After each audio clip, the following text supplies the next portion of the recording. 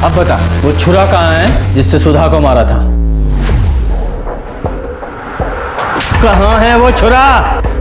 Sir हम चोरी की है, हमने खून नहीं किया हमने किसी के साथ। फिलहाल इन्हें अंदर ही रखो और इनके खिलाफ चोरी की चार्जशीट बनाओ। मर्डर के बाद में देखेंगे।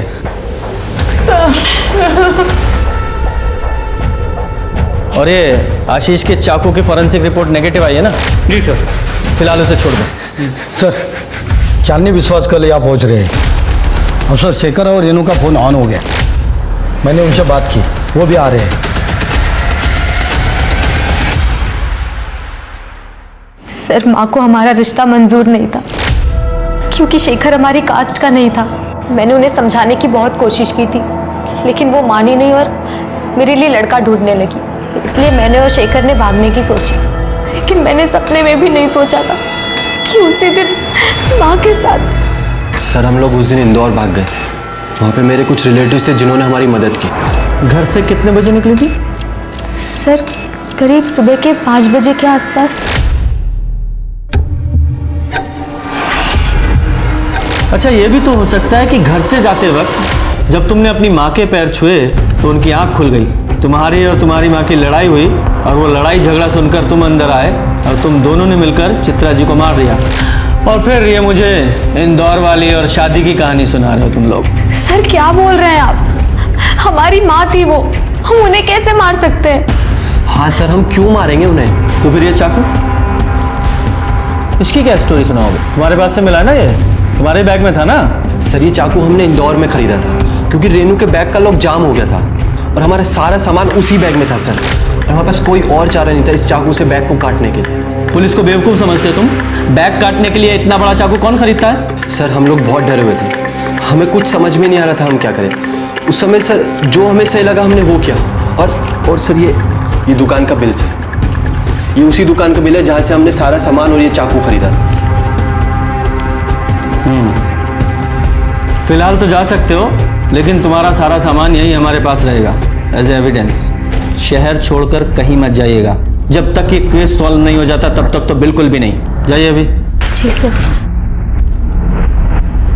सर, सर एक बात थी। जब हम बांदा से निकल रहे थे तो मुझे एक कॉल आया था।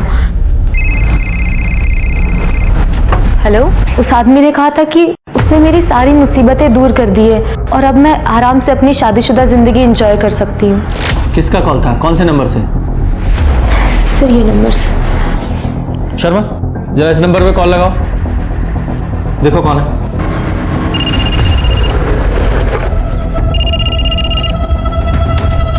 Hello, Bankelal Chinese corner.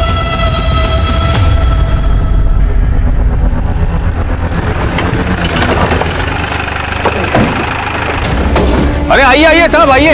अरे हक्का नूडल खाइए साहब, हमारी दुकान का बहुत फेमस है। ए राजू, सबके लिए हक्का नूडल लगाओ। कोई हक्का नूडल नहीं चाहिए। जरा क्या हुआ साहब? चेक करो जरा। क्या चेक कर रहे हैं साहब? रेनू चौबे को फोन करके क्या बोला तूने कि उसकी सारी मुसीबत दूर कर दी है तूने? अरे साहब, हम भाई हैं ना, बोले थे ना आपको, तो इमेज बनाने के लिए इतना करना पड़ता है। भाई है तू?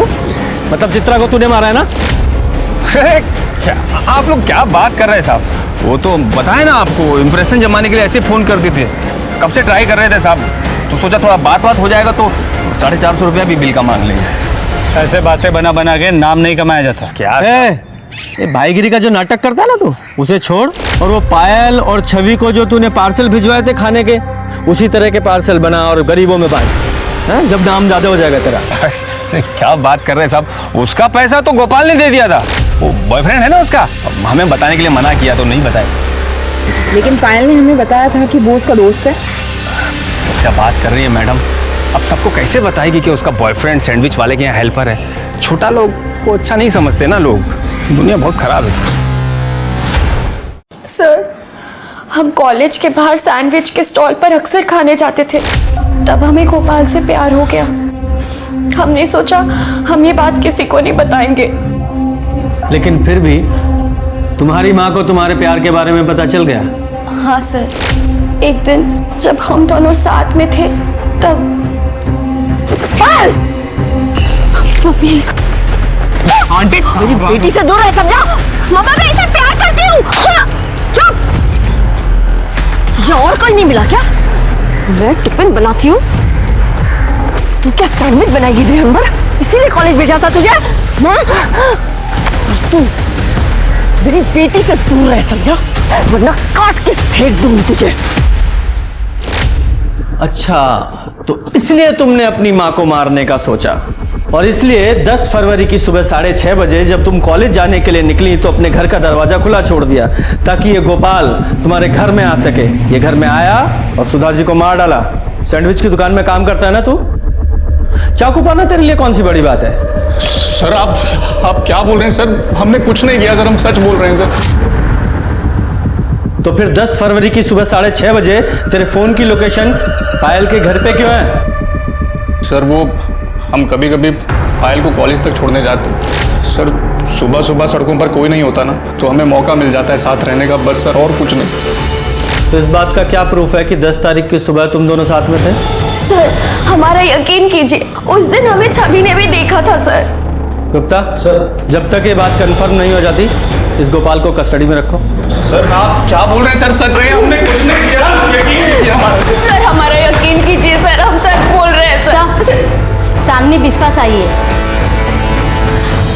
उस दिन माँ ने तो हमारा दिल ही तोड़ दिया। उन्होंने हमसे कहा कि उन्होंने हमारा क्रियाक्रम कर दिया है। हमें तो बहुत बड़ा धक्का लग गया, लेकिन सर हमने हार नहीं मानी। हम काफी देर तक दरवाजा पीटते रहे, खटखटाते रहे, लेकिन हमारी माँ ने दरवाजा नहीं खोला। फिर हमने जो तोहफे अपनी माँ के लिए लेकर आए थे वो हमने वही दरवाजे के बाहर छोड़ दिए। वो गिफ्ट्स क्या थे? सर उसमें छोटा प्रेशर कुकर था, इसके अलावा एक ग्लास का सेट था और बस घर का कुछ सामान था, चम्मच वगैरह, बस इतना ही था। कोई था जो चांदनी के गिफ्ट्स का अच्छे से इस्तेमाल कर रहा था। कौन था वो आदमी? एक बात तो तय थी कि कातिल सही सीक्वेंस को फॉलो कर रहा था। पुलिस को डर था कि कातिल फिर से वार करेगा चिड़ी के बादशाह के साथ। जो पुलिस को समझ नहीं आ रहा था वो ये कि कातिल का मोटिव क्या था।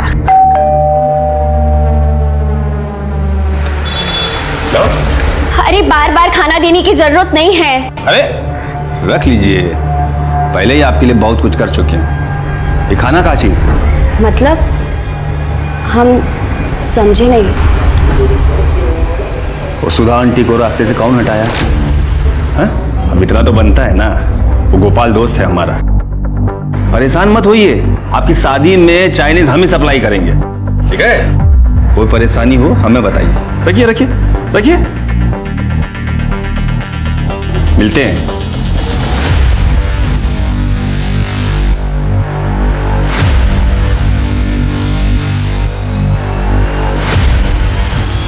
Hello, police station. बोल, कहाँ है वो चाकू? कौन चाकू साहब? कौन सी बात कर रहे हैं आप? देख लीजिए, चेक करो। गलती हो गया साहब हमसे, जो हम पायल और चित्रा के घर उनका हालचाल जानने चले गए, हमदर्दी दिखाने चले गए। ठीक है, यही चाहते हैं ना, आज के बाद हमदर्दी ना दिखाए? नहीं दिखाएंगे साहब। सर इधर तो कुछ नहीं है। वो ड्रॉर चेक करो। सर एक मिनट यहाँ आइए। क्या है ये? और वो? कल्पना का सामान है ना ये? तूने इसे मारकर फिर ये चुराया? मारा कि नहीं? बोल। अरे क्या बात कर रहे हो साहब? अरे वो तो कल्पना काकी के घर के बाहर से गुजर रहे थे, सब पैकेट बाहर पड़े थे। हमने काकी से पूछा, काकी आपको चाहिए? बोले नहीं चाहिए। हटाओ सब नजरों के सामने से। तो हम घर ले आए, इस्तेमाल कर रहे हैं। अभी भी कोई गुनाह है का? तेरे साथ इस घर में और कौन रहता है? राजू, हमारा असिस्टेंट। पुलिस ने बाकी के सब सस्पेक्ट्स को अपनी लिस्ट से हटा दिया था, बचा था सिर्फ बांके। पुलिस को यकीन था कि कत्ल बांके ने किए हैं, लेकिन बांके के खिलाफ कोई पुख्ता सबूत नहीं थे पुलिस के पास। तो पुलिस ने कुछ तिकड़म लगाई, 10 दिन इंतजार किया और फिर भैया 1 प्लेट फ्राइड राइस देना। हाँ बैठिए ना, बैठिए टेबल। ए राजू, जगह साफ करो। सर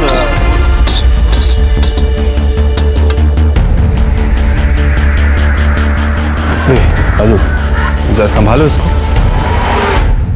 क्या वो मैडम, परेशान लग रहे हैं? कुछ नहीं, पर्सनल प्रॉब्लम है। अरे पर्सनल प्रॉब्लम है तो अपना भैया समझ के बता दीजिए, हो सकता है हम आपके कुछ काम ही आ जाए। कोई छेड़ रहा है, माँ बाप परेशान कर रहे हैं, बताइए ना।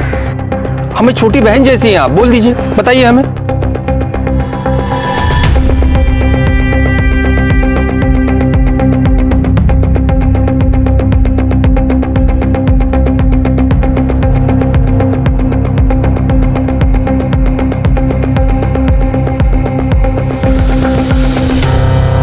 सर काम हो गया।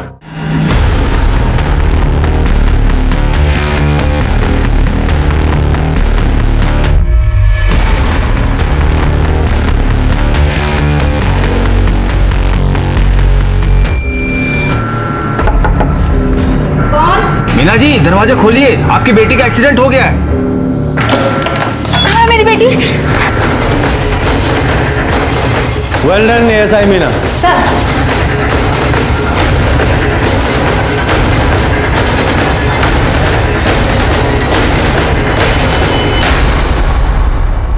हमारा नाम सीमा शुक्ला है। हमारा बॉयफ्रेंड है दिनेश, वो कानपुर में रहता है। हम दोनों एक दूसरे से बहुत प्यार करते हैं, शादी भी करना चाहते हैं, पर मेरी माँ इस रिश्ते के खिलाफ है। अरे घबराइए मत, रोइए मत, हम आपकी मदद करेंगे। मदद? पर आप कैसे करेंगे? आप अपनी माता जी का पता और नंबर दे दीजिए हमें, और आप अपने बॉयफ्रेंड दिनेश के पास चले जाइए, बाकी हम सब संभाल लेंगे। इस ताश की गड्डी में सिर्फ एक ये चिड़ी का बादशाह मिला है हमें, बाकी के 3 बादशाह तीनों बॉडीज के पास मिले, और ये गड्डी तेरे बैग में। और ये बादशाह भी तू आज मर्डर के बाद बॉडी के पास फेंकने वाला था। क्यों, सच कहा ना? और हाँ, तेरा चाकू भी घाव के साथ परफेक्ट मैच हुआ है। अब बोल, क्या बोलना है तुझे? बहुत मेहनत की है साहब आप तो। ठीक है, हम भी सच बोलते हैं, कर दिए सारे मर्डर हम ही ने। सब वो ताश वाला टच कैसा लगा? एकदम अंग्रेजी पिक्चर जैसा ना, है ना? पता है सर, हमने अपनी पहली अंग्रेजी पिक्चर निधि के साथ ही देखी थी, निधि के फोन में। हमारे ठेले पे आती थी साहब को पार्सल लेने। हमारे हाथ का फ्राइड राइस बहुत पसंद था उसको। हम दोनों को प्यार हो गया, लेकिन उसकी अमीर माँ को पता चल गया। बस ऐसे कोई मारता है साहब? क्या किए थे हम? निधि से प्यार ही किए थे। निधि भी तो हमसे प्यार करती थी, तो दुनिया की मिर्ची काहे लग रही थी? हम दोनों को जुदा कर दिया साहब, और कोई हमारा मदद नहीं किया। तब हम डिसाइड किए कि हम गुंडा बनेंगे, और आज के बाद कभी किसी जोड़े को जुदा नहीं होने देंगे आप। तो इसलिए तूने कल्पना, चित्रा और सुधा को मार डाला? वो कल्पना चांदनी को खरी खोटी सुना रही थी साहब। काकी, क्योंकि उसने किसी दूसरे जाति। रेनू का नंबर कहाँ से मिला? क्या साहब, अरे खाने का पार्सल के लिए दोनों अपने ही नंबर से फोन करती थी, तो दोनों का नंबर हमारे पास था। जब हम पार्सल डिलीवर करने गए तो चित्रा और रेनू को लड़ते हुए सुना। हाँ, तो इसलिए तू हमारे सामने सबकी मदद करने का नाटक करता था, ताकि हमें तुझ पर शक ना हो। लेकिन देखा, कानून के हाथ तुझ तक पहुंच ही गए। अच्छा किए साहब, आप हमें अरेस्ट कर लिए। अब हम जमानत पे बाहर आ जाएंगे, नेता बन जाएंगे, नेता, चुनाव लड़ेंगे, जीतेंगे, और फिर किसी जोड़े को जिंदगी में जुदा नहीं होने देंगे साहब। पुलिस भी हमारा कुछ नहीं कर पाएगी। गलतफहमी है तुझे, फांसी होगी तुझे, फांसी, और तू कभी बाहर नहीं आ पाएगा। पुलिस की चालाकी ने उन्हें कातिल को पकड़ने में कामयाबी दिलाई। बांके लाल तिवारी को 3 हत्याओं के लिए गिरफ्तार किया गया, और कोर्ट केस में उसे मानसिक रूप से असंतुलित पाया गया। बांके को लगता था कि वो एक गुंडा है, प्यार का पहरेदार है, और 2 प्रेमियों के बीच में आने वालों को वो सबक सिखाना चाहता था, उन्हें मार देना चाहता था। आज बांके पागलखाने में है। आप अन्याय कभी ना सहें, लेकिन न्याय का बेड़ा अपने सर पे ना उठा ले। इस आशा के साथ मैं दिव्यांका त्रिपाठी दहिया लेती हूँ आपसे विदा। फिर मिलूंगी अगले केस के साथ, तब तक देखते रहिए क्राइम पेट्रोल सतर्क। जय हिंद। 130 करोड़ की आबादी वाले इस देश में आज एक ऐसे केस पर दिए गए कोर्ट के नतीजे ने खुद कानून के रक्षकों को भी चौंका दिया है। ये केस शायद इस साल का सबसे बड़ा और हैरतअंगेज केस होने वाला है। दिन भर इधर उधर घूमता रहता है, कभी इस लड़की को छेड़ा, कभी उस लड़की को छेड़ा। आधा दिन तो तेरी शिकायतें सुनने में बीत जाता है मेरा। और ये क्या है? क्या है? हेलो बच्चों।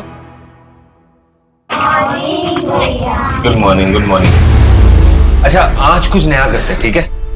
चेस खेले? हाँ। कौन खेलेगा पहले? रितु, आओ। रितु, क्या हो रही तू? कृति दीदी के साथ चेस नहीं खेलना? हाँ?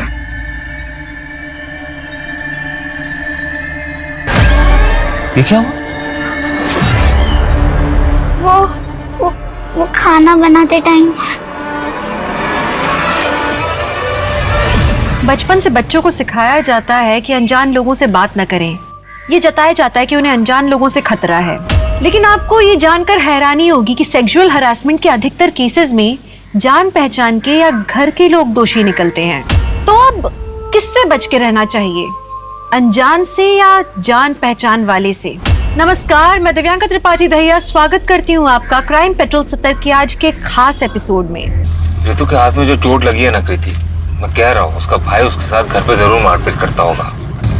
जब से उसकी मम्मी की मौत हुई है ना, वो क्लास में अजीब बिहेव करने लगी।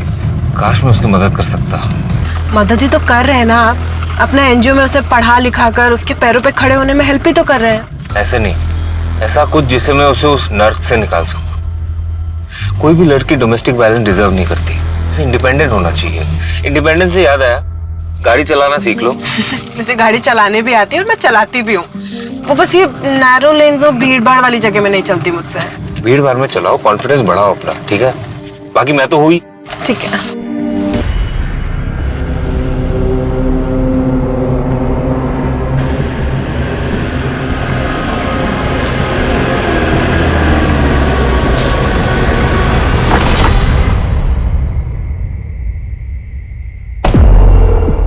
चलो बाय भैया। बाय।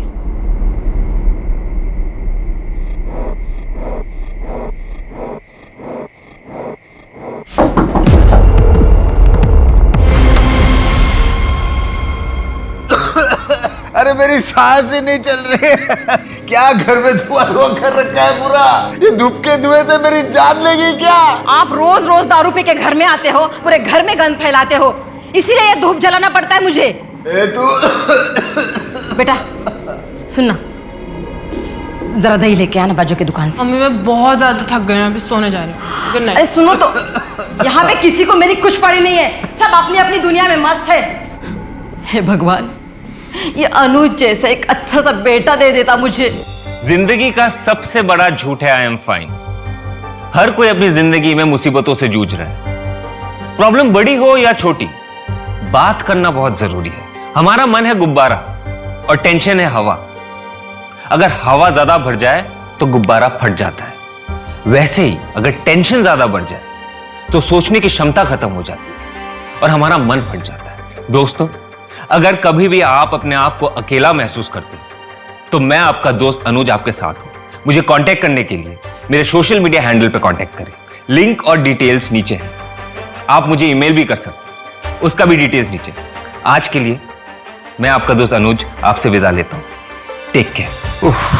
ठीक है ना? हाँ बढ़िया। यार भूख लगी है, कुछ खा के आए? अच्छा लता, मैं चलता हूं।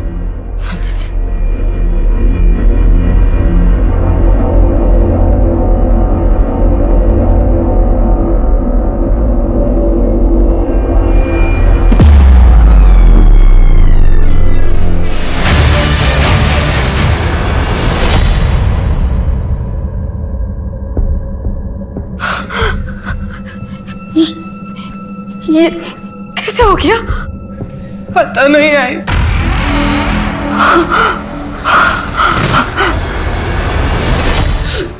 बाबा भी घर पे नहीं थे।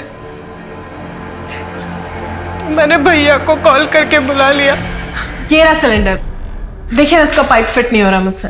चलो अभी कर देता हूँ। हाँ आप कीजिए ना, मैं फ्रेश होके आती हूँ। ठीक है। और थोड़ी देर में मुझे सामान गिरने की आवाज आई।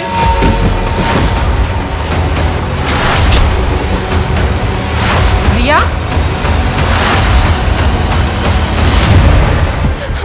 भैया,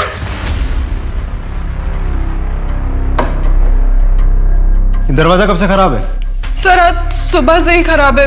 मैंने कारपेंटर को कॉल किया, वो शाम तक आएगा।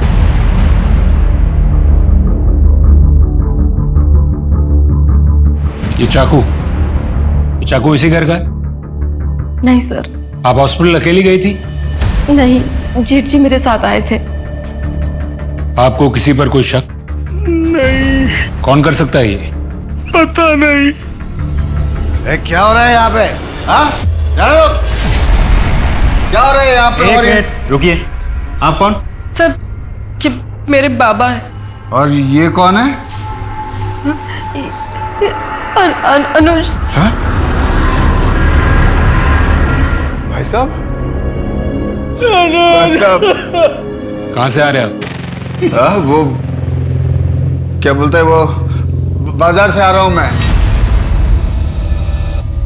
भाई साहब। शिंदे, यहाँ आजू बाजू के लोगों से पूछताछ करो, शायद किसी ने किसी को अंदर आते हुए देखा हो।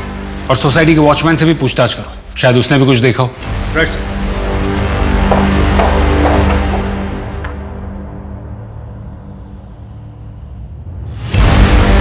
वॉचमैन, वॉचमैन, एक्सक्यूज मी, आपको पता है ये वॉचमैन कहाँ होगा? अरे ये राम सिंह पता नहीं कहाँ गया। इसका नंबर मिल सकता? हाँ जी, हाँ जी।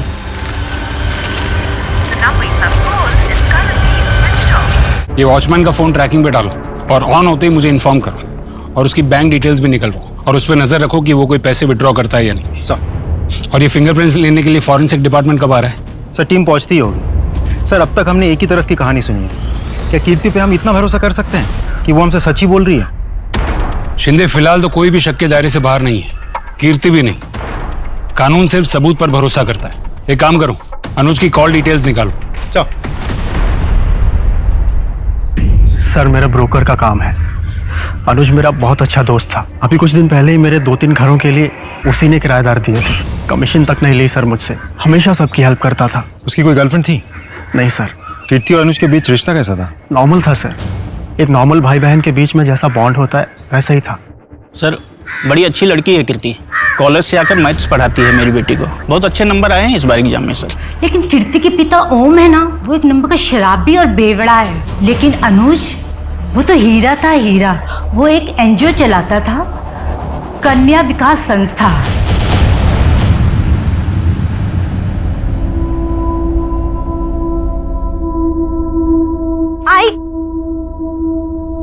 आई शाह, क्या हुआ बेटा, क्यों रो रही है ऐसे? आई मुझे आपके साथ आना है। कल से तेरा एग्जाम है ना, 3 दिन की तो बात है। जैसे तेरे मामा की शादी होगी ना, मैं नागपुर से वापस मुंबई आ जाऊंगी। नहीं आई, मुझे भी आना है आपके साथ, मुझे अकेले नहीं रहना। अरे बाबा अकेले कहाँ है, बाबा है ना यहाँ तेरे साथ। सुन, जाने दे आई को, अच्छा है, कोई डांटने वाला नहीं है। हम लोग बहुत मस्ती करेंगे, खेलेंगे, आइसक्रीम खाएंगे, है ना? और मैं जल्दी आ जाऊंगी, 3 दिन की बात है, ठीक है? आप ध्यान रखो है इसका। चलती हो। चलिए भैया, बाय। सुन, 2-3 दिन की बात है, और मैं हूं ना तेरे साथ, तेरा बाबा। चल चल। फॉरेंसिक रिपोर्ट में मेन डोर पे जो फिंगरप्रिंट्स मिले हैं, घर वालों में से किसी की भी नहीं होगी। इसका मतलब कीर्ति सच कह रही थी। भैया जब किचन में थे तो मैं नहाने के लिए चली गई, और थोड़ी देर में मुझे सामान गिरने की आवाज आई। घर में जरूर कोई घुसा था। और सब पोस्टमार्टम रिपोर्ट के हिसाब से चाकू से अनुज पर 12 वार किए गए हैं। 12 वार? सर उन्हीं जो कोई भी है वो अनुज से बहुत गुस्सा था। एक और बात सर, ये वॉचमैन राम सिंह की बैंक अकाउंट डिटेल्स चेक की है मैंने। कुछ ही घंटों पहले उसने 75,000 रुपए कैश विड्रॉ किए हैं एटीएम से। 75,000 कैश? सर इतने रुपयों की उसे क्या जरूरत आ पड़ी? सोसाइटी में बात करो और इसके बारे में पता करो। सर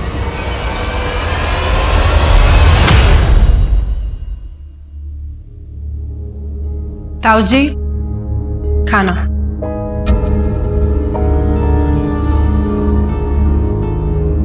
ताऊ जी, आप हमारे साथ क्यों नहीं शिफ्ट हो जाते? कब तक ऐसे अकेले रहेंगे? मैं यहाँ ठीक हूँ बेटा। अच्छा खाना खा लीजिए ना, ठंडा हो जाएगा। खा लूंगा।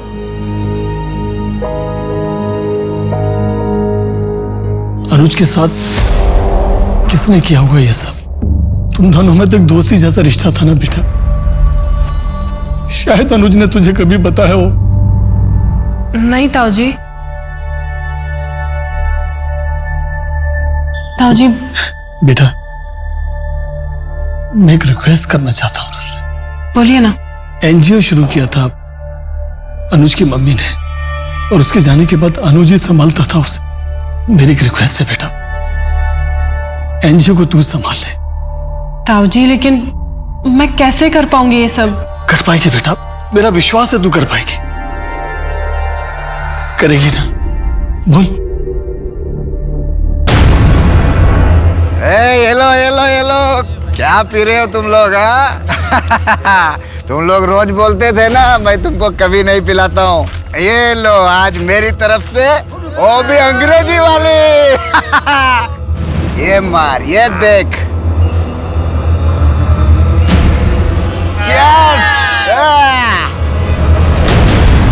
इन बच्चों को बचाने के चक्कर में कभी किसी के साथ कोई झगड़ा या फिर अनुज का कोई दुश्मन?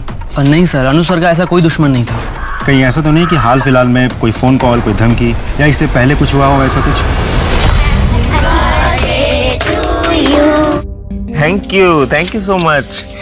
भैया इसमें ना हम सब ने आपके लिए कुछ लिखा है। ये ना मेरा बर्थडे का बेस्ट गिफ्ट है। Happy birthday to you. Thank you so much. Sir thank you तो मैं आपसे कहना चाहती हूँ, इन बच्चों के फ्यूचर के लिए कितना कुछ कर रहे हैं आप। सर अनुज सर का कौन दुश्मन हो सकता है? उन्होंने तो सबके लिए अच्छा ही किया है, कभी किसी के लिए बुरा नहीं किया। सर ऐसे तो उनका कभी किसी के साथ झगड़ा नहीं हुआ, पर कुछ दिन पहले। क्या कुछ दिन पहले क्या? सर अनुज सर के सोशल मीडिया पर बहुत सारे फॉलोअर्स हैं, वो मोटिवेशनल वीडियोस बनाते हैं ना, तो अक्सर लोग ऑफिस में उनसे मिलने आया करते। उस दिन भी आपकी वीडियोस ने तो मेरी जिंदगी ही बदल दी है।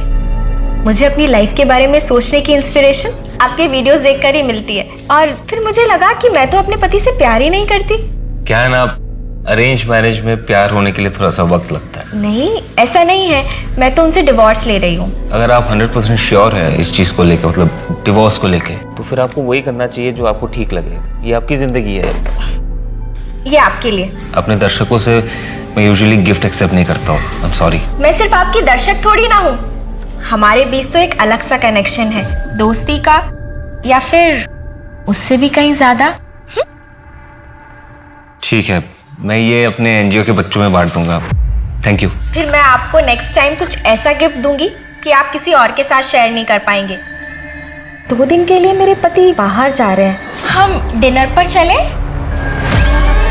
देखिए ये सही नहीं हो रहा, आप शादीशुदा है, ये सब आपको शोभा नहीं देता।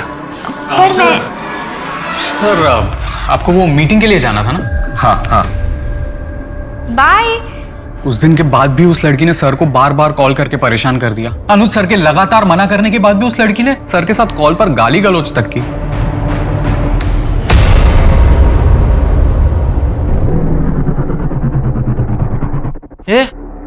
ये कपड़े इतने गंदे कैसे हो गए? वो गाड़ी गई थी पास से, पूरा कीचड़ उछालते हुए चली गई। बदल ले कपड़े। हाँ। कहाँ जा रही है? कपड़े बदलने, कमरे में। अरे तो मेरे सामने बदलना कपड़े? मुझसे कैसे शर्म? रुक, मैं कपड़े देता हूँ मैं तुझे।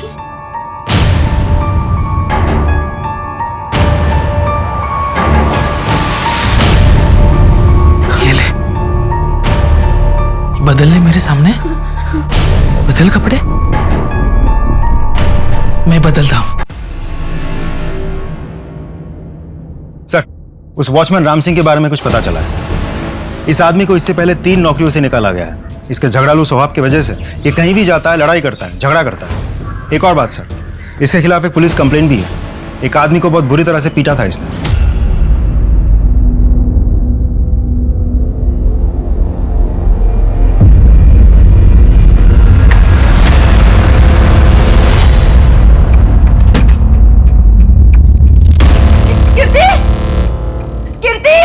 कीर्ति जल्दी आ। कीर्ति ये देख, ये देख ना, सब खाली है, पैसे नहीं, गहने नहीं, कुछ भी नहीं। लास्ट कब देखे थे गहने? सर कुछ 4-5 दिन पहले। आई लॉकर ज्यादा खुलती नहीं है। उन गहनों की कोई फोटोज? हाँ।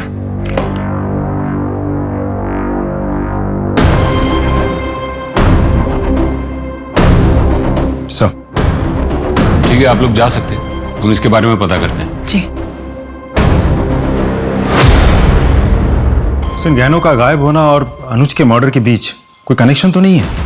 हो सकता है शिंदे। एक काम करो, ये फोटोज आसपास की दुकानों में सर्कुलेट करो और उनसे कहो कि ये गहने अगर कोई बेचने आया है या आता है तो हमें तुरंत इन्फॉर्म करें। Right sir. मैं आपको बता नहीं सकता हूँ मुझे कितनी खुशी हो रही है आपको एनजीओ ज्वाइन करते हुए देखकर। मनु, एक बात बताओगे? ये डोमेस्टिक वायलेंस और अब्यूज से रेस्क्यू किए गए बच्चों को कहाँ लेकर जाया जाता है? उन्हें तो हम लड़कियों के शेल्टर होम्स में ही रखते हैं और वो हमारे एनजीओ के ही अंडर आते हैं।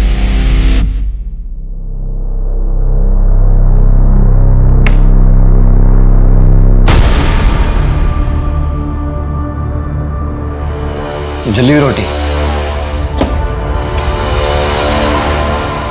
हाय रितु, क्या है आपका? मेरा नाम अनुज है, कन्या विकास संस्था से हूं। हमें सरकार ने अपॉइंट किया रितु को ले जाने के लिए। क्यों? क्यों ले आना? क्योंकि तुम रितु के साथ बुरा बर्ताव करते हो। बहन है मेरी वो, और देखता हूँ कौन और कैसे लेके जाता है। लड़ाई करोगे हमसे? करो, सब रिकॉर्ड हो रहा है। सिविल केस तो लग ही गया है तुम्हारे ऊपर, अब क्रिमिनल केस भी लगेगा, लंबा अंदर जाओगे।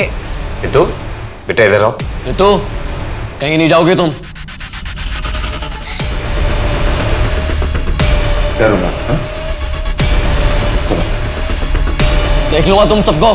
देखेगी तो पुलिस तुमको, कल आएगी तुम्हारी खातिरदारी करने। चल चल।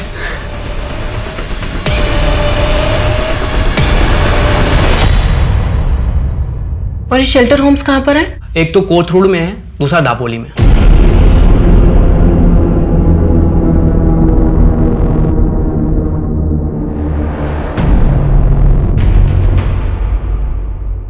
शर्म नहीं आई तुझे? बता बता, कहाँ मुंह काला करके आई है? छोड़ूंगी नहीं मैं तुझे। शर्म नहीं आई तुझे? हाँ, क्यों मार रही हो उससे? अरे इससे पूछो क्यों मार रही हूँ? मुंह काला करके आई है ये, पेट से आई है। अरे कैसे बाप हो तुम? तुम्हें शर्म आनी चाहिए। तुम्हारी बेटी मुंह काला करके बैठी है और तुम्हें कोई फर्क ही नहीं पड़ रहा है। मैं देखता हूँ, मैं संभालूंगा। गुस्सा करके कोई मतलब नहीं है, बस।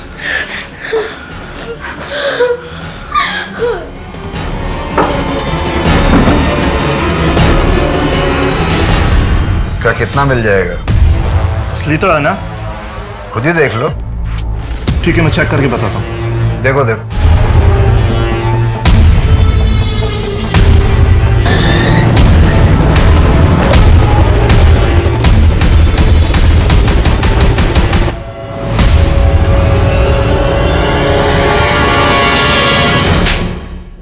खुद के घर में चोरी क्यों की तूने? साहब, जरूरत थी पैसों की। मेरे घर में कोई सीधे मुंह बात तक नहीं करता है मुझसे। बड़े भैया भी पैसा ला करके लता के हाथ में देते हैं। तुझे दारू के लिए पैसों की जरूरत थी ना? हाँ थी ना। मैं दारू पीता हूँ तो मेरे को सब बुरा समझता है। हाँ हूँ बुरा साहब, हूँ। कम से कम अनुज के जैसा दिखावा तो नहीं करता अच्छा होने का। क्या मतलब? मतलब उसका चक्कर चल रहा था। वो रेस्टोरेंट में लड़की के साथ हाथ में हाथ डाल के ऐसे बैठा था, देखा मैं उसको। कब की बात है ये गए रविवार की बात है साहब। गए रविवार? तो गए रविवार तो वैलेंटाइंस डे। जी, मैं कन्या विकास संस्थान से आई हूँ। आपके यहाँ पर एक लड़की आई होगी ऋतु, 30 जनवरी को। जी, मैं चेक करके बताती हूँ।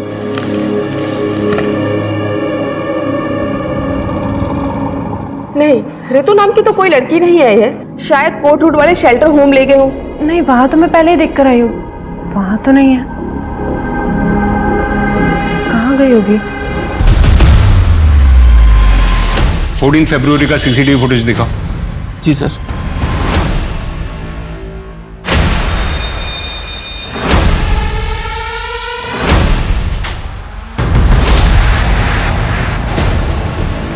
या अंदर का सीसीटीवी फुटेज दिखाओ। सर, कुछ दिन पहले ही कैमरा खराब हुआ है। ठीक है, थोड़ी देर के बाद वो लोग बाहर तो निकले होंगे ना, बाहर की फुटेज दिखाओ। Yes sir.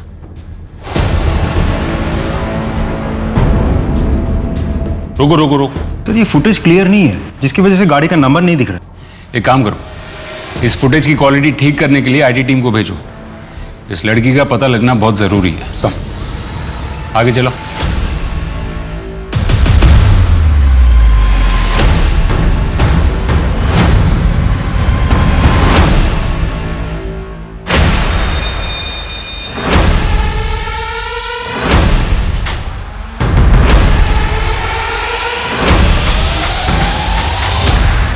ये कौन है? सर ये तो दिनेश है, पास में ही रहता है सर। देखो, प्यार से पूछ रहे हैं तो बता दो, क्या हुआ था तुम्हारे और अनुज के बीच? क्या हुआ? कुछ नहीं हुआ तृप्ति, वो इंस्पेक्टर साहब को कुछ गलत फहमी हो गई थी। तृप्ति? हाँ। क्या तुम वही तृप्ति हो जो अनुज के ऑफिस उससे मिलने आई थी? तुम उससे मिलने गई थी? हाँ तो क्या, वैसे भी मैं तुमसे डिवोर्स ले रही हूँ। सर इसीलिए गया था मैं उस अनुज के पास। सर उसने मेरी शादीशुदा जिंदगी को तबाह कर रखा है और उसी की वजह से ये मुझसे तलाक तक ले रही है। और इसीलिए तुम झगड़ने वहां पहुंचे थे? सर मैं परेशान हो चुकी हूँ इस आदमी से। अनुज ने पुलिस कंप्लेंट की है ना इसकी। अच्छा किया, ले जाइए इसे, डाल दीजिए जेल में। जेल में कोई ना कोई जाएगा, ये बात तो पक्की है, क्योंकि अनुज का मर्डर हो चुका है।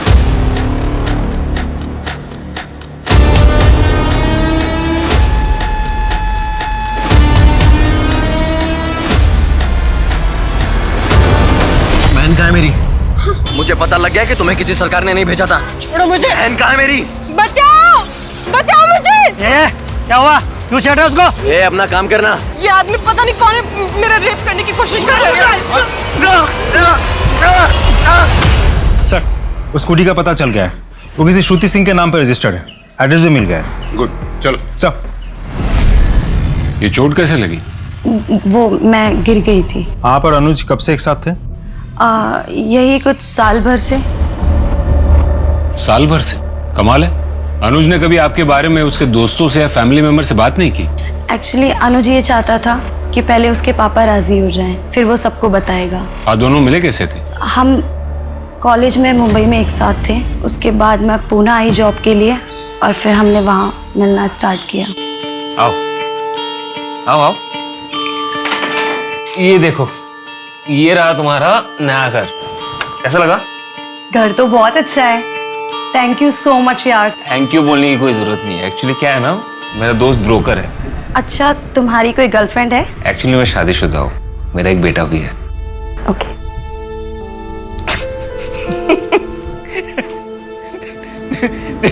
जैसे कॉलेज में थी ना, अभी भी वैसी हो। और तुम भी ना बिल्कुल वैसे ही हो, बिल्कुल नहीं बदले, बिल्कुल नहीं बदले। अनुज के कॉल डिटेल्स में हमें आपके नंबर की एंट्री नहीं दिखी, ऐसा क्यों? एक्चुअली हम कॉल पे ज्यादा बात नहीं करते थे, ऑनलाइन चैटिंग पे बात करते थे। वैसे गिर कैसे गई थी आप? वो मैं जॉगिंग करते वक्त। सर बहुत ही अजीब रिश्ता था दोनों के बीच, फोन पे एक दूसरे के साथ बात नहीं करते थे। एक साल से एक साथ है, किसी को भनक तक नहीं लगी इस बात की। हाँ, अजीब तो है।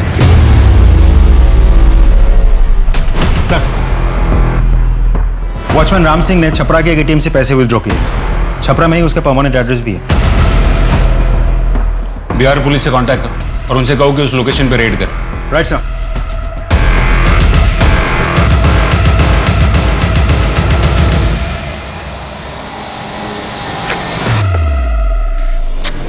चाबी लाना तो भूल ही गई।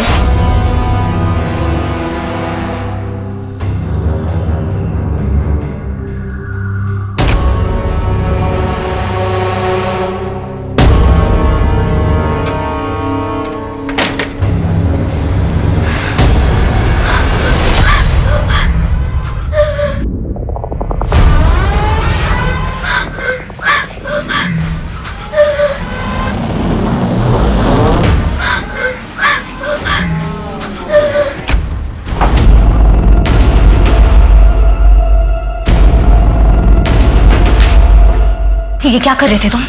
मैं अरे कुछ नहीं लक्ष्मी, बस। झूठ मत बोलो, क्या कर रहे थे तुम? कुछ नहीं लक्ष्मी। छोड़ूंगी नहीं तुम्हें मैं। लक्ष्मी मैं तो मैं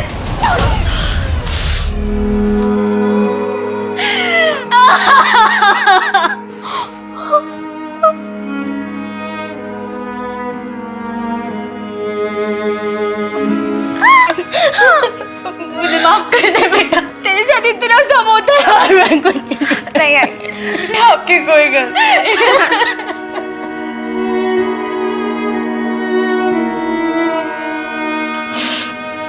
चल। कहाँ? Police station.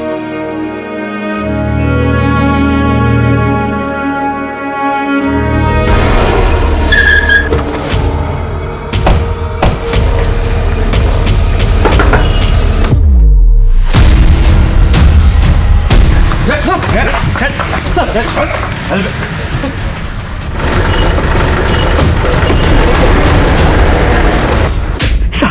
बोल, सच बोल। साहब, हमने अनुज बाबा को नहीं मारा था, वो अच्छे आदमी थे, उनको मारकर भला उनको काम मिलेगा साहब। पुलिस से भाग क्यों रहा था? क्यों भाग रहा था? गरीब आदमी डर गया था। पहले ही बिहार में एक केस चल रहा था हम पर, और पुणे में भी केस हो जाता तो हमको काम नहीं मिलता साहब। तूने खून किया ही नहीं तो खून होने के तुरंत बाद ही क्यों भागा तू? खबर फैलने से पहले तुझे पता चल गया कि मर्डर हुआ है। कैसे?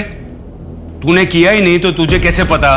वो क्या था कि पुलिस को हमने सोसाइटी में आते देख लिया, और सोसाइटी में भी यही बातें हो रही थी, इसलिए भाग गया साहब। अचानक 75,000 रुपए निकालने की क्या जरूरत पड़ गई थी तुझे?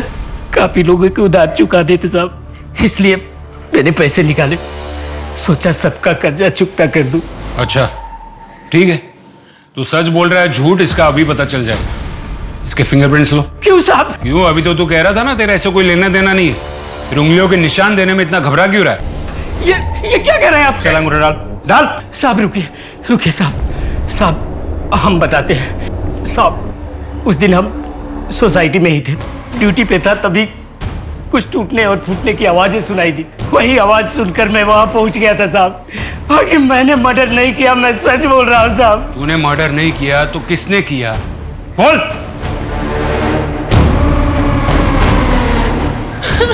क्या हुआ मैडम? ये कैसे हुआ?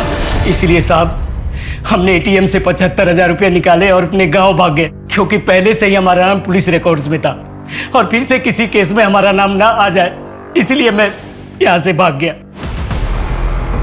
सर मैंने नहीं मारा है अनुज भैया को, मैं तो बस चाकू बाहर निकाल रही थी। तो फिर तो चाकू पर तुम्हारे फिंगरप्रिंट्स होने चाहिए थे, वो क्यों नहीं मिले? और जब तुम्हारी माँ घर पर आई उसने तुम्हारे हाथ में चाकू नहीं देखा था। डर के मारे तुमने कपड़े से साफ करके फिंगरप्रिंट्स मिटा दिए। क्यों? जब मारा ही नहीं तो सबूत क्यों मिटाए? सर आप ऐसे ही हवा में इल्जाम लगा रहे हैं, कोई सबूत है आपके पास? एक नई बात सामने आई। सर ये आदमी एनजीओ में घुसा है और वहां पर हंगामा कर रहा था। तो क्यों ना करो हंगामा? तुम्हारा अनुज मेरी बहन को लेके गया था, कहाँ है वो?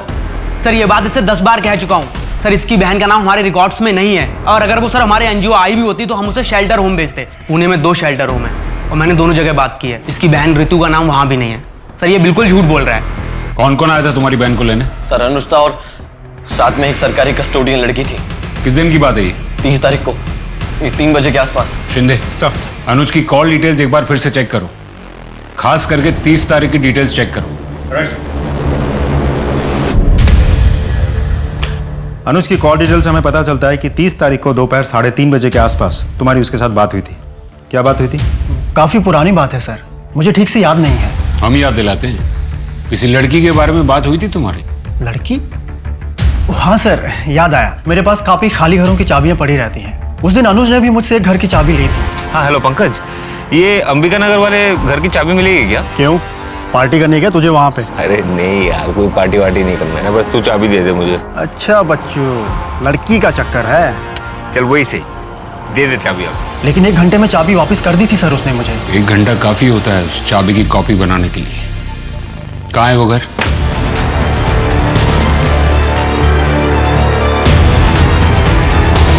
उसके बाद क्या हुआ? अनुज भैया वो मैं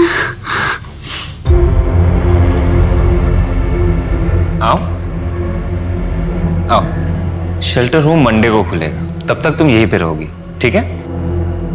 भैया इतने बड़े घर में मैं कभी नहीं रही। थैंक यू भैया। चलो तुम्हें घर दिखाता हूँ। हाँ। इस तरफ। अनुज भैया मेरा पूरा ख्याल रखते थे, अच्छे से खाना देते थे। अच्छा है, किसी भी चीज की जरूरत पड़े तो मुझे बताना, ठीक है? फिर उसके बाद क्या हुआ?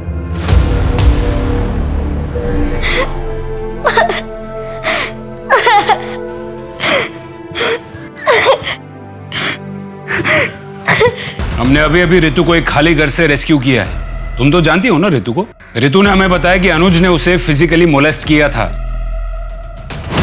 तुम्हें कुछ कहना है इसके बारे में? क्या तुम इन सब में डायरेक्टली या इनडायरेक्टली इन्वॉल्व थी?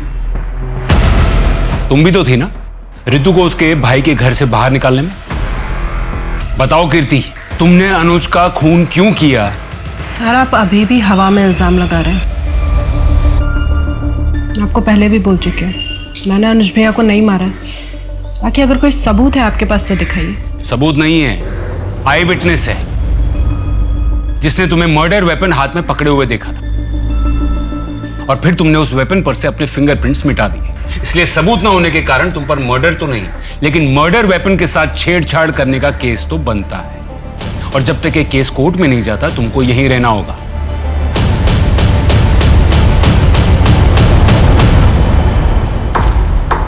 पुलिस ने एक लड़की को बचाया है जिसे अनुज चांदेकर ने बंदी बनाकर रखा था। हो सकता है इसका इस केस से कोई वास्ता ना हो और ना ही मर्डर वेपन पर आपके फिंगरप्रिंट्स मिले हैं, लेकिन मिस कीर्ति चांदेकर मर्डर वेपन हाथ में पकड़े हुए डेड बॉडी के पास आपको देखा है एक आई विटनेस ने। इस सफाई में आप कुछ कहना चाहेंगी? Not guilty. लेकिन उस दिन के बारे में मैं कुछ और बताना चाहती हूँ। बताइए उस दिन क्या हुआ था?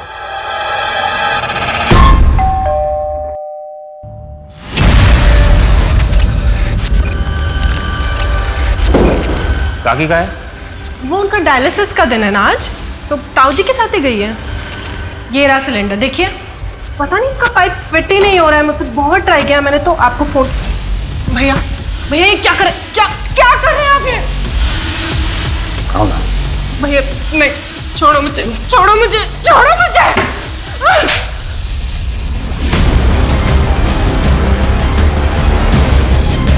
भैया प्लीज मुझे जाने दो, प्लीज छोड़ दो। क्या हो गया तुझे? क्यों भाग रहे हैं मुझसे?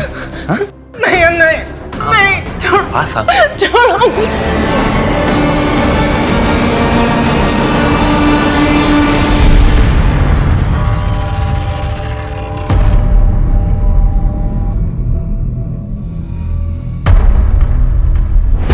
कमाल है, हम उसे पूछते रहे तब वो यही कहती रही कि उसने अनुज का खून नहीं किया। अब यहाँ कोर्ट में उसने सब कबूल कर लिया। पता नहीं कीर्ति ऐसा क्यों बोल रही है। मेरा बेटा अनुज कभी भी ऐसा नहीं कर सकता। सिर्फ कीर्ति नहीं, अनुज भी कितना शरीफ है इस बात को साबित करने के लिए एक और सबूत है हमारे पास। मतलब? एक लड़की की ऐसी हालत है कि वो हॉस्पिटल में, तो दूसरी बदनामी के डर से इतनी सहम गई है कि अब भी अनुज के मरने के बाद भी वो लोगों से यही कहती है कि वो अनुज की गर्लफ्रेंड थी, जबकि हकीकत ये है कि वो भी कीर्ति की ही तरह अनुज की दरिंदगी का शिकार थी। नहीं, ये क्या बात करें इंस्पेक्टर साहब आप। अनुज बहुत अच्छा लड़का था, कीर्ति का इतना ख्याल करता था। कीर्ति का क्या, हम सबका ख्याल रखता था। अनुज तो अनजाने लोगों की भी मदद किया करता था। कीर्ति झूठ बोल रही है। कमाल है, आप कीर्ति की माँ है। वो कह रही है कि उसके ऊपर रेप अटेम्प्ट हुआ है और आपको उसकी बात पर यकीन नहीं। क्यों? क्योंकि हमें कीर्ति से ज्यादा अनुज पे विश्वास था। कीर्ति की झूठ बोलने की आदत से हम परेशान हो चुके थे। कॉलेज जाने वाली छोटी छोटी बातों को लेके भी वो झूठ बोला करती थी हमसे। देखिए, बच्चे तो ऐसी बातों में अक्सर झूठ बोल ही देते हैं। इसका मतलब ये नहीं कि वो अब भी झूठ बोल रही हो। लेकिन ये एक बार नहीं, कई बार हो चुका है इंस्पेक्टर साहब। एक बार हमारे घर में एक मजदूर आया था, उससे लोगों से उसने ये कहकर पिटवाया कि वो उसे घूर रहा है।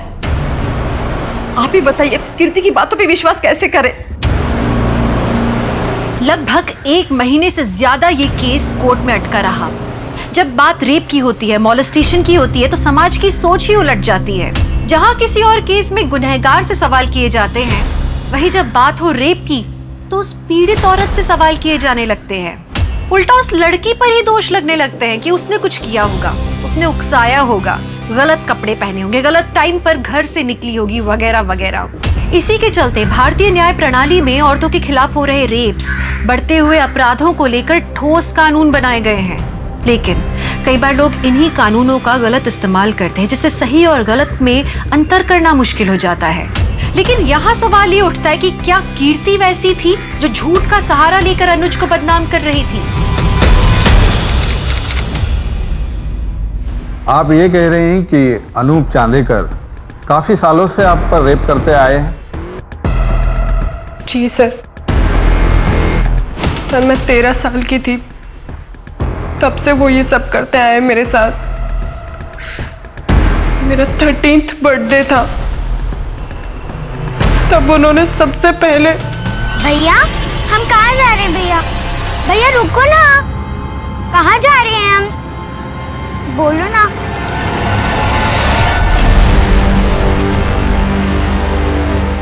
थैंक यू भैया। बहुत डर गई थी मैं उस दिन। अगले 4 साल तक वो बार बार मेरा रेप करते रहे।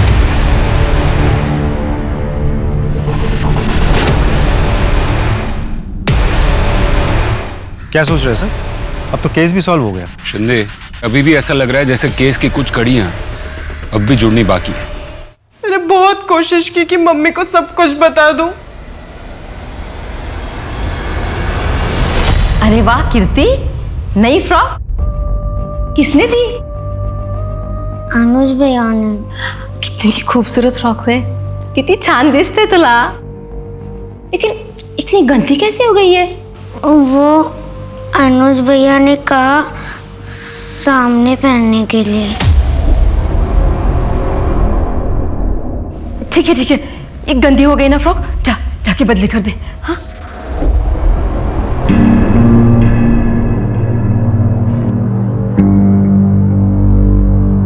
अनुज भैया के पास मेरे फोटोज थे। अगर ये बात मैं किसी को भी बताती तो वो फोटोज ऑनलाइन डाल देते।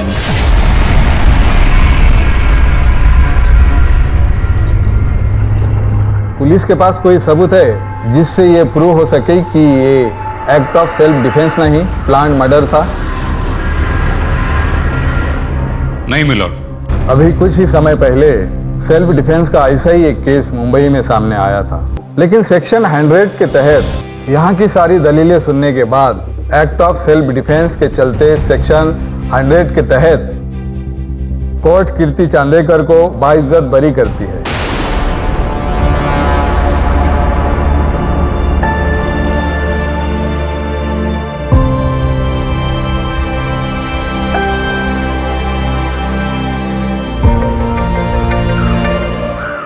क्या सोच रहे हैं सर? अब तो केस भी सॉल्व हो गया। शिंदे, केस खत्म होने में और केस सॉल्व होने में फर्क है। केस खत्म हो गया और कोर्ट ने फैसला भी सुना दिया है, मगर अभी भी ऐसा लग रहा है जैसे केस की कुछ कड़ियां अब भी जुड़नी बाकी है। कीर्ति ने अनुज को घर बुलाया जब यह हादसा हुआ। जब घर में कोई नहीं था उस वक्त गैस खत्म हो गई और वो चाकू भी वहीं टेबल पर पड़ा था। एक ऐसा चाकू जिसके बारे में घर वालों में से किसी को भी नहीं पता। घर वालों में से किसी ने वो चाकू नहीं खरीदा था, इसका मतलब कीर्ति ने वो चाकू खरीदा होगा। आसपास की दुकानों में पता करो।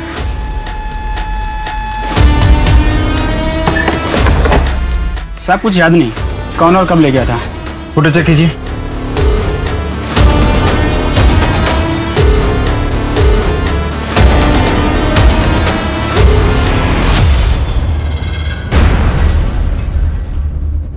कोर्ट ने तुम्हें सेल्फ डिफेंस के केस में बरी कर दिया, लेकिन तुमने चाकू मर्डर से 2 दिन पहले ही खरीद लिया।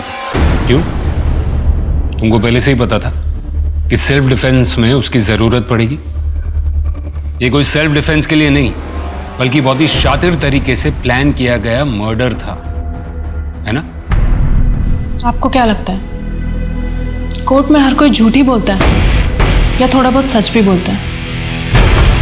बचपन से मेरे साथ रेप होने वाली बात एकदम सच है। मतलब तुमने जो भी किया वो बदले की भावना से किया।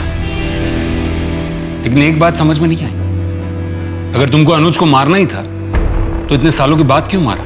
एक बात बताइए, अगर आपके साथ कभी कुछ बुरा हुआ हो, क्या आप चाहेंगे किसी और के साथ भी वैसा हो? ये किसके लिए है? ऋतु के लिए, नई जिंदगी की जो शुरुआत कर रही है। अच्छा, आप शेल्टर होम में जा रहे हैं ना? मैं भी चलूं आपके साथ? अरे नहीं, वो ज्यादा लोगों से मिलने नहीं देते उसे। इतना जो सहा है उसने अभी। कौन से शेल्टर होम में है वो? जहाँ पे भी है खुश है। तुम जान के क्या करोगे? ऋतु के साथ वो सब ना हो जो मेरे साथ हो रहा था। उस दिन अनुज के साथ ऋतु के घर मैं ही गई थी। मुझे लग रहा था मैं उसकी मदद कर रही हूँ, लेकिन जब मैंने वो फ्रॉक देखी तब मैं समझ गई कि ऋतु खतरे में है। ऋतु के साथ मैं ऐसा कुछ भी नहीं होने दे सकती थी जो मेरे साथ हुआ है। लेकिन एक बात तो तय है कि तुमने मर्डर किया है, एक प्लान्ड मर्डर। आपको जो सोचना है आप सोच सकते हैं।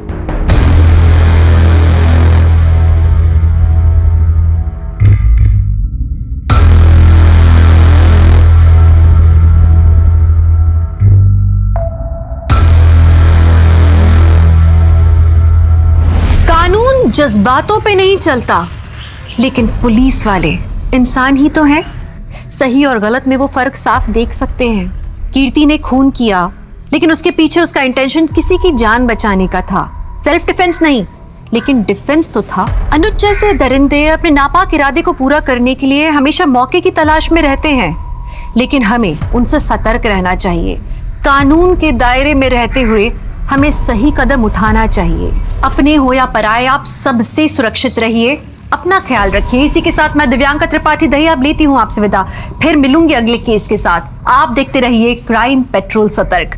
जय हिंद। इस तरह के और भी एपिसोड देखने के लिए हमारे चैनल को सब्सक्राइब करें और बेल आइकन दबाना ना भूलें।